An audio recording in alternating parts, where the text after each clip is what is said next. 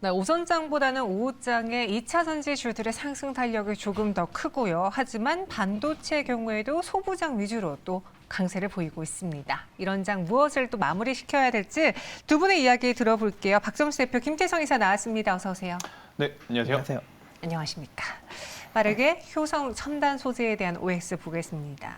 가끔 이렇게 오랜만에 나오는 종목들이 있으면은 반갑기도 하고 다시 언급할 때가 됐나라는 생각이 드는데 탄소 섬유에 대한 수요가 커지고 있다고 해요. 고부가 신소재로 앞서갈 수 있을지 두 분의 생각은 어떻습니까? 5로 일치가 됐는데 최근이라고 하긴 그런데 몇 달 전에 화학주들이 전통 화학주들이 올랐었어요. 그러다가 다시 시장이 좀 어느 정도 리오프닝 된다, 뭐 한다라고 하면서 기대 반영했다가 막상 열어보니 아직 회복 멀었냐고 쭉 다시 되돌렸거든요. 네. 이 효성 첨단 소재는 어떻습니까? 일단 뭐 화학주는요, 경기 민감주의 이제 대표 섹터 중에 하나잖아요. 사실 이제 우리가 느끼는 체감상 경기는 그다지 좋지 않습니다. 네. 지갑 두꺼우신가요? 엄청 얇죠. 얇죠. 네. 그죠? 일단 월급이 스쳐 지나가는 그러한 시기인데 아이러니하게도 지금 이 경기 민감주라고 할 수 있는 화학주, 오늘 화학주뿐만이 아니고 어디가 또 강하죠? 조선 그리고 건설 이렇게 이제 민감주들이 굉장히 강하다 보니까 또 강할 때는 좋은 뉴스만 나옵니다. 증설을 할 것이다. 또 그에 따라서 외형 성장에 기대가 된다. 뭐 이러한 이야기가 나오는 그러한 상황이라서 뭐 효성첨단 소재 같은 경우에는 뭐 중장기적인 성과는 결국 실적의 회복도를 먼저 지켜는 봐야 됩니다. 다만 우리가 이제 주가를 판단을 할 때 선반영이라는 단어를 많이 쓰잖아요. 올라갈 때도 먼저 올라가면 선반영, 내려갈 때도 먼저 내려가면 선반영 그러한 단어를 쓰는데 저는 이 효성첨단 소재가 그동안에 이제 선반영 내어 미리 조정을 받아놨던 부분이 오히려 이제부터는 기회의 장으로 좀 보인다라는 의견 한번 드려보겠습니다. 실제로 이제 조선주들의 이제 상승세를 놓고 본다면 거의 유사하다라고 좀 말씀드릴 수 있을 것 같은데요. 효성첨단 소재 결국 하반기 실적이 키가 되겠습니다만 만약 우리가 매수를 해야 된다면 현재 가격대에서 매수를 하는 것이 오히려 시세가 난 이후에 붙는 것보다는 조금은 먹을 구간이 더 높지 않을까라는 의견 한번 드려보도록 하겠습니다. 그래서 효성 3단 소재에 대해서는 O 의견 주셨습니다. 근데 이걸 꾸준히 쭉 들고 가자라는 의견은 아닌 것처럼 들리네요. 일단은 저는 단기 시세가 나면 네. 챙길 거는 챙기자라는 지금 마인드로 2분기를 보고 있어요. 왜냐하면 여러분들 5월 달에 뭐 주식을 팔아야 된다라는 이야기 많이 들어보셨잖아요. 그러니까 뭐 제가 그 의견에 무조건 동참한다라기보다는 5월 달에 이제 변수가 좀 많아요. 아무래도 이제 1분기 실적은 우리가 기대한 것보다 잘 나온 기업들 많아요. 그런데 2분기는 1분기 좋은 실적에 대한 부담감을 가지고 또 지켜봐야 되는 입장이다 보니까 수익이 날 때는 적당히 또 챙기면서 가야 되는 시장이 아닌가라는 의견까지 한번 드려보도록 하겠습니다. 수익 날 때 챙기자 하지만 현 구간에서는 긍정적으로 보인다라고 정리했고요. 두 번째 동화약품을 보겠습니다. 정말 하다하다 흰개미 테마주가 생겼어요. 네. 도심에 흰개미가 등장했는데 이 흰개미가 목조 건물을 다 갉아버려서 굉장히 그 아파트 혹은 뭐 주택의 최악의 상황이 벌어질 수도 있다라는 이야기가 있었거든요. 살충제 관련주 관심 일시적일까요? 두 분의 생각 어떻습니까? 오, 일시적입니다. 네. 근데 새로운 테마가 생기면 반응을 좀 해주잖아요. 네. 일단 이제 동화약품 같은 경우에는 흰개미 등장으로 인해서 이 살충제 관련주로 좀 부각을 받고 있는 것처럼 보이지만 핵심은 일단 실적의 개선입니다. 특히 이제 제약 섹터가 이제 많이 하락이 나왔죠. 근데 이 많이 하락이 나온 와중에 실적이 좀 긍정적으로 나오는 기업은 몇 안 됩니다. 근데 동화약품은 이 부채표 가스활명수 그리고 후시딘 이런 이제 대표적인 안정적인 제약이 이런 상품이 있기 때문에 지속적으로 성장이 나오고 이번 1분기 실적만 하더라도 121억 정도가 나오면서 전년 동기 대비 34.6%나 증가가 나왔습니다.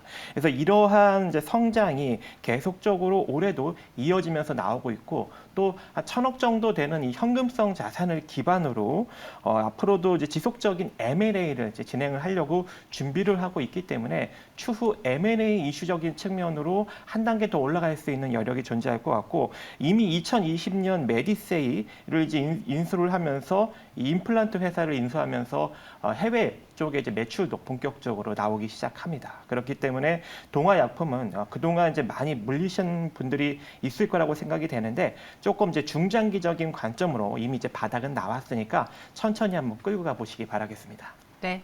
일시적일 것이다. 동아약품은 이 테마주로 묶인 것도 있지만 실적에 대한 것도 오늘 또 한 몫을 한 것 같다라는 의견 들어봤어요. 이어서 세 번째 특징주로 이수페타시스 볼게요. 수주 증가세에 메인과 기관이 쌍끈히 매수하고 있고 오늘 6거래 연속 강세를 보여주고 있어요. 장중에는 13% 넘게까지 오르면서 52주 신고가를 기록을 했는데 이수페타시스 어떤 매력이 있을지 두 분의 생각 주시죠. 오, 의견 주셨는데 저희 뭐 6연상이 그 상한가 상승은 아니고 그렇죠. 네, 그건 상승의 아닙니다. 네. 상승입니다. 네, 네. 표현을 좀 잘못하신 것 같은데 네. 오해 없었으면 좋을 것 같고요. 일단은 이수페타시스는 아마 많은 전문가님들께 물어보셔도 네. 동일하게 이제 긍정적인 평가를 좀 주실 거예요. 그런데 기업의 좋고 나쁘고와 우리가 실제 트레이딩을 해서 수익을 얻고 수익을 얻지 못하는 것은 좀 별개의 이야기잖아요. 그래서 저는 굉장히 좀 고민을 좀 많이 했어요. 왜냐하면 많이 올랐기 때문에. 그리고 또 삼성전자나 SK하이닉스 대다수의 반도체 IT가 사실은 지금 당장의 성과를 보고 평가를 받는 것이 아니라 상반기는 좋지 않지만 하반기는 더 나아질 것이다라는 기대감 때문에 오르는 게 더 많거든요. 그래서 이제 반도체 IT 투톱 그리고 반도체 소부장 기업들의 주가가 어디까지 올라갈 거냐에 대한 의구심은 저는 가지고 있습니다. 그러다 보니까 사실 이수페타시스 좋은 건 알지만 네. 선뜻 이 자리에서 매수를 하기에는 굉장히 좀 부담이 될 수밖에 없는 결국엔 중장기적인 투자보다는 단기적인 시세. 그러니까 오늘 거래량이 붙으면서 고점을 한번 돌파를 했으나 시원하게 올라가지 못했잖아요. 여기서 이제 추세가 밀리지 않으면 한두 번 정도의 강한 시세는 충분히 나올 가능성이 높아요. 그래서 그 단기적인 시세를 노리실 분들은 저는 손절 라인을 지금 현재 11,160원대, 150원대인데 한 1,500원대를 잡고 트레이딩 한다면 괜찮다라고는 보지만 현재 구간에서 자의적이 아니라 타의적으로 물리면 굉장히 또 오래 걸릴 수가 있어요. 그래서 꼭 손절 라인을 걸고 기업은 좋지만 트레이딩 기준으로 본다면 조금은 짧게 한번 트레이딩 하시는 게 훨씬 더 좋지 않을까라는 의견 드려보도록 하겠습니다. 상승이 이어질 수는 있지만 우리가 현 구간에서 같이 매수에 동참해보자라고 하기에는 이미 좀 가격대가 부담스럽다. 그렇죠. 그리고 이제 나올 수 있는 뉴스 자체가 사실은 이제 챗 GPT에 연관이 돼서 이제 챗 GPT가 계속해서 접근성이 좋아지고 있잖아요. 그러니까 다른 어떠한 신기술, 로봇, AI 이쪽보다 챗 GPT는 이제는 노트북으로도 핸드폰으로도 우리가 쉽게 접할 수 있다 보니까 이 뉴스에 대한 신선도가 사실은 가면 갈수록 조금씩 떨어질 수는 있어요. 그렇게 이제 길게 보시기보다는 단기 시세에 조금 더 집중을 해보시는 게 더 좋지 않을까라는 의견 드려보도록 하겠습니다. 알겠습니다. 이수페타시스까지 들어봤고요. 동쇼가 구간에 들어온 현 상황에서 두 분은 마지막으로 어떤 종목을 향해 매수 버튼 누르시겠습니까? 마감에 산다. 키워드 보시죠. 모바일과 전장을 갖춘 종목. 삼성전기가 떠오르고요. 간편결제 300조 하면은 간편결제 뭐가 있을까? 저는 일단은 간편결제랑 직접적으로 관련이 있기보다는 네. 조금 이제 부가적으로 관련이 있는 기업을 한번 선택을 해보았습니다. 그러면은 종목을 볼게요. 네. 기억이 생각이 안 나요. 한국전자금융과 동문아나태. 네. 틀렸는데 한국전자금융 부수적으로 어떻게 연관이 있어요? 일단 이제 한국전자금융은 우리나라 ATM 기기 1위 기업이죠. 그렇다 보니까 이제 페이 관련 기업들하고 상당히 좀 연동을 해서 사업을 좀 진행을 하고 있습니다. 그래서 앞으로도 이 자동화 금융기기 1위의 어떤 그런 위치를 바탕으로 계속적으로 이제 페이 업체들과 협업을 통해서 사업을 좀 확장해 나아갈 그런 상황이고요. 거기다가 이런 이제 페이 사업과 ATM 기기뿐만 아니라 모빌리티 쪽으로도 좀 진출을 하고 있습니다. 그래서 이 주차장 관련 사업을 바탕으로 이 전기차 충전기기 시장에도 진출을 하면서 우리나라 지금 6만여 곳 이상 지금 깔아놓은 상황으로서 이쪽에서도 매출이 상당히 많이 긍정적으로 발표가 되고 있기 때문에 1분기 매출과 영업이익이 일단 영업이익 같은 경우에는 전년 동기 대비 100% 이상 증가를 하였기 때문에 올해에도 이런 이제 호실적이 계속적으로 이어지지 않을까라고 생각을 합니다. 그리고 이제 차트적으로 보더라도 지난 1년간 거의 이제 횡보 추세에 놓여져 있어요. 그리고 실적은 지속적으로 증가 추세에 놓여져 있고 그렇기 때문에 현재 이 시장이 상승력이 계속 나타나다 보면은 한국전자금융도 한 번 정도는 강력하게 부각을 받을 수 있는 시기가 조만간 오지 않을까라고 생각을 하고 있고 좀 자세히 보면 이제 거래량 측면으로도 최근에 약간 이제 매집형 거래량이 좀 나타나고 있습니다. 그래서 언제 같을지는 모르겠지만 조만간 긍정적인 흐름이 나타나지 않을까라고 생각을 하고 있고 거기다가 이제 CDBC라고 중앙은행 디지털 화폐도 최근에 조금 핫하게 또 이슈가 살짝 나오고 있죠. 근데 그렇게 이제 이슈가 나오다 보면 ATM 기기 쪽으로도 이제 부각을 한번 받을 수 있는 여력도 있다 보니까 지금부터 여러분들이 좀 관심을 가지고 분할 매수 관점으로 가시면 좋을 것 같고요. 손절가는 한 5,300원 정도 잡고 대응을 하시고 목표가는 단기적으로는 6,250원이지만 시세가 좀 강력하게 나온다면 7,000원 정도 구간까지도 바라볼 수 있지 않을까 생각해 봅니다. 그래서 목표 주가는 6,250원으로 손절가는 5,300원으로 한국전자금융을 오늘 마감해서 하겠다라고 제시했습니다. 이번엔 동훈 아나텍인데요. 네. 전장과 모바일에서 다 갖고 갈 수 있는 매력 뭐가 있을까요? 일단 삼성전기가 아니라서 네, 죄송하고요. 제가 너무 단편적으로 생각했나 봐요. 네, 그래 너무 확신에 찬 목소리였기 때문에 아니라고 제가 바로 말씀을 못 드렸습니다. 그래도 동훈 아나텍 여러분들이 좀 관심 있게 보셔야 될 부분이 뭐냐면 일단 동훈 아나텍은 사실 모바일 부품으로 여러분들에게 더 익숙하실 거예요. 지금은 정말 흔한 기술이지만 한 3, 4년 전만 하더라도 AF, 오토 포커스 기능이 굉장히 또 많이 유행했었죠. 네. 그러니까 우리가 카메라를 대고 요새는 이제 너무나 익숙하기 때문에 이제 모르겠지만 옛날에는 이제 사람을 딱 잡고 초점을 맞춰야 그렇죠. 됐죠. 이제 포커스를 잡아주고 이제 사진을 찍는 기술이 이제는 대다수의 중저가 브랜드까지도 이제 다 탑재가 되는 상황이지만 여기에 OIS라고 하죠. 손떨림 기능까지도 지금 이 동원 아나텍을 만드는 기업이라서 모바일 쪽으로 굉장히 유명합니다. 그런데 여러분들도 아시다시피 모바일은 이제 조금씩 한계가 좀 보이고 있는 속상한 상황이다 보니까 네. 모바일 쪽에서의 이제 성장성을 찾기보다는 결국 전장 쪽에서의 지금 성장성을 조금씩 확인을 하고 있는 부분.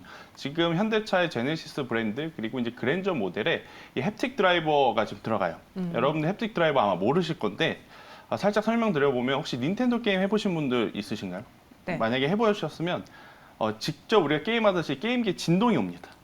자동차에도 차선을 변경을 했다거나 뭐가 잘못되면 이 핸들에 진동을 주는 기능이 있어요. 그러한 기능은 이제 햅틱 드라이버가 탑재가 돼서 시행이 되는 상황인데 일단은 굉장히 고급 브랜드 혹은 이제 프리미엄 라인업에만 이제 들어갔던 이 기능들이 이제 조금씩 또 영역을 확대해 가고 있어요. 그러다 보니까 결국 이제는 모바일 쪽에서 찾지 못했던 외형 성장에 대한 이 가능성을 전장 쪽에서 이제 찾고 있다라고 좀 보시면 될 것 같아요. 그래서 이제 동원 아나텍 같은 경우에는 사실 주가가 그다지 재미는 없었습니다. 네. 다만 실적에 대한 기대치를 최근에 앞서 말씀드린 제네시스 브랜드, 그랜저 브랜드에 이제 탑재된다라는 것이 확인이 되었기 때문에 충분히 한번 관심을 가져본다라고 하면 저는 강한 상승세가 좀 나타나지 않을까라는 의견 한번 드려보면서 최근에 이제 박스 하단이라고 할 수 있는 이 8,000원이라는 가격대만 이탈하지 않고 충분히 상승을 한다라고 했을 때는 10,000원까지의 한번 목표가를 우리가 1차적으로 기대해 볼 수 있다. 대신 10,000원이라는 가격대가 돌파하게 되면 11,000원까지의 상승세도 한번 기대해 보자라는 의견 드려보도록 하겠습니다. 목표 주가 10,000원 그리고 이 10,000원을 돌파하는지 여부도 눈여겨봐야 된다라고 제시했습니다. 현재 동시효과 구간에서 코스피는 0.78%의 강세를, 코스닥은 1.18%의 강세를 보이고 있습니다. 오늘도 어김없이 외국인 투자자들이 현선물 매수 우위를 보여주고 있고 또 기관이 금융투자를 중심으로 지난 금요일에도 대거 매수를 보였는데 오늘도 코스피 시장에 유입되고 있습니다. 코스닥은 851선 지나고 있고요. 동시효과 특징주로 무엇을 볼까요, 박정식 대표? 네, 오늘 좀 조선주들이 좀 강세를 보이고 있는 것으로 풀이가 됩니다.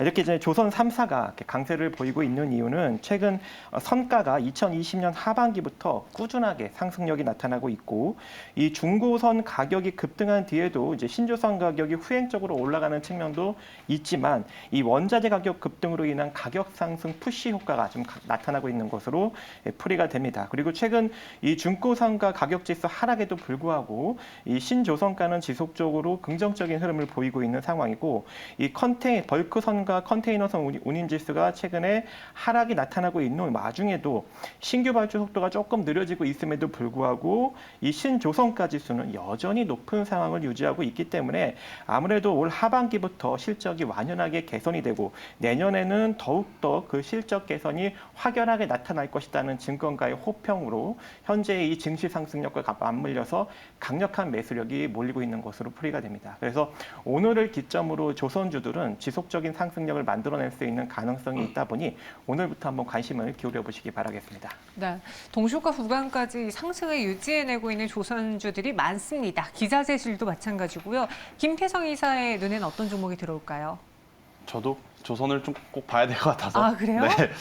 대우조선해양을 좀 가지고 나왔는데요. 이제 아마 대우조선해양이라고 불리는 데까지는 이제 시간이 얼마 남지 않았습니다. 이제 하나오션으로 이제 사명이 바뀌면서 거래가 이제 진행이 될 가능성이 높죠.